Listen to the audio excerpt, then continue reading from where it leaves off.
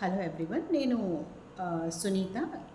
గత కొన్ని సంవత్సరాలుగా నేను యూకేలో ఉండి ఈ మధ్య ఒక 3 ఇయర్స్ నుంచి ఇండియాలోనే ఉంటున్నాను. వేరే పనుల మీద నేను వచ్చాను ఇండియాకి. సో నేను ఎక్కువగా ఉన్నంత కాలము కూడా నేను ఎక్కువగా ప్రభుత్వ కార్యాలయాలు కానీ ఊళ్ళలో ఉండి చాలామంది జనాలతో మాట్లాడడం కానీ తిరగడం కానీ జరిగింది. సో నాకు చాలా ఇంట్రెస్ట్ కలిగి ఈ ప్రభుత్వం కానీ ఆ పథకాలు కానీ ఎంతమందికి రీచ్ అవుతున్నాయి అనే దానిలలో కానీ చాలా కుతూహలంగా చాలామందితో నేను మాట్లాడాను. చాలా ప్రభుత్వ హాస్పిటల్స్లో తిరిగినప్పుడు కానీ ఇవన్నీ. సో నాకు ఇప్పుడు రిజల్ట్ చూసిన తర్వాత చాలా ఆశ్చర్యం వేసింది. అలాగే అంటే ఓటమి అనేది పక్కన పెడితే కొన్ని కొన్ని విషయాలలో చాలా లోట్లున్నాయి అని అనిపించిన ఇంత ఘోరంగా ఓడిపోతారని మాత్రం ఊహించలేకపోయాం. ఎందుకంటే నవరత్నాలు ఏవైతే ఉన్నాయో those are wonderful. Then why did YCP government lose in such a way that ఎందుకు ఇంత ఇంత వ్యతిరేకత ప్రజలలో వచ్చింది అనే దానికి నాకేమనిపించిందంటే అన్నిట్లో ఇప్పుడు బటన్ నొక్కితే నీకు అన్నీ వచ్చేస్తున్నాయి. If you see the development in India ఏ విధంగా చూసినా కూడా ఇప్పుడు ఒక మన మన ప్రతి పని కూడా అంటే ఫైనాన్షియల్గా కానీ ఏదైనా కానీ చాలా ఈజీగా జరిగిపోతున్న స్టేజ్లలో మీరు ప్రభుత్వ కార్యాలయాలకి వెళ్ళినప్పుడు ఎక్కడో ఏన్షియంట్ టైమ్స్లో జరుగుతున్న పద్ధతిలోనే నువ్వు ఇంకా చూస్తున్నావు తప్పించి అక్కడ ఏ కార్యక్రమము నీకు ఫాస్ట్గా జరిగినట్టు కనిపించట్లేదు. ఏ డెవలప్మెంట్ కూడా అందులో వాళ్ళ పద్ధతుల్లో కానీ వాళ్ళ వాటిల్లో కానీ నీకు కనిపించదండి. మీరు నేను అన్నానని కాదు, వెళ్ళండి ఏ ప్రభుత్వ కార్యాలయానికైనా, కలెక్టర్ ఆఫీస్కి వెళ్ళండి, ఎంఆర్ఓ ఆఫీస్కి వెళ్ళండి, సర్వే ఆఫీస్కి వెళ్ళండి, అక్కడ ప్రభుత్వ ఉద్యోగులు చేసే పనితీరు చూడండి. వాళ్ళల్లో కూడా నిర్లక్ష్య ధోరణే ఉండి వాళ్ళ అసంతృప్తి మాత్రం వాళ్ళు వ్యక్తం చేస్తున్నారు.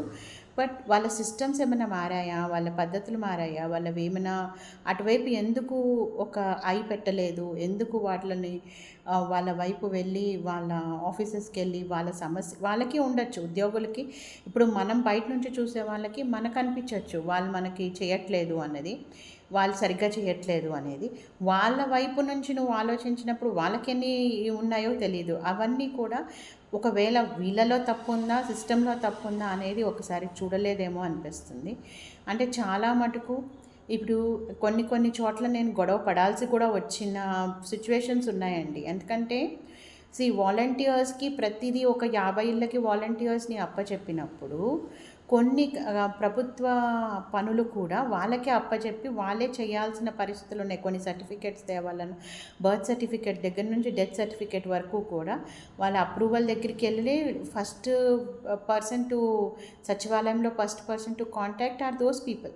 బట్ వాళ్ళకి ఎంతవరకు మీరు రైట్ ఇచ్చారు, ఎంతవరకు వాళ్ళకి ఉంది, వాళ్ళ సిస్టమ్ ఎంతవరకు కరెక్ట్గా ఉంది, అక్కడ ఆ ప్రతి ప్లేస్లో కూడా మనము చూస్తూ పోతే చాలా లోటుపాట్లు ఉన్నాయండి. దాని మీద కొంచెం కూడా ప్రభుత్వం దృష్టి పెట్టలేదేమో అనిపించింది నాకు. అప్పట్లో అనిపించింది ఇక్కడ వైపు కూడా ప్రభుత్వ ఉద్యోగులు ఎవరన్నా చూసుంటే బాగుండేదని. అలా కాకుండా నేను ఇంకొక వీడియో చేస్తానండి. There are so many things like నవరత్నాలలో కూడా నువ్వు ఇచ్చావు, ప్రభుత్వం ఇవ్వలేదని కాదు, ఇచ్చింది, కానీ రైట్ పర్సన్స్కి రీచ్ అయిందా?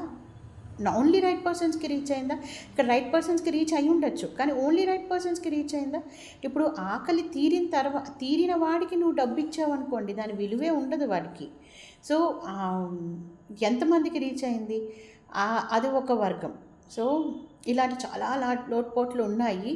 But anyway we have to agree that YSRCP Jagananna he was a legend. Definitely he is a legend who has created wonders. But ఈ నెక్స్ట్ వచ్చే ప్రభుత్వం దాన్ని క్యారీ చేయాలి. ఇట్లాంటివి చిన్న చిన్నవి వాళ్ళు చూసుకోకుండా వాళ్ళు ఏం చేస్తారో ఫస్ట్ మనం చూడాలి అనేది ఒకటి ఉంది. నెక్స్ట్ జగనన్న ప్రభుత్వం వచ్చినప్పుడు ఇలాంటి కోణాలలోంచి కూడా ఆలోచిస్తారేమో అన్న ఉద్దేశంతో వీడియో చేయడం అండి. Hope it reaches to him.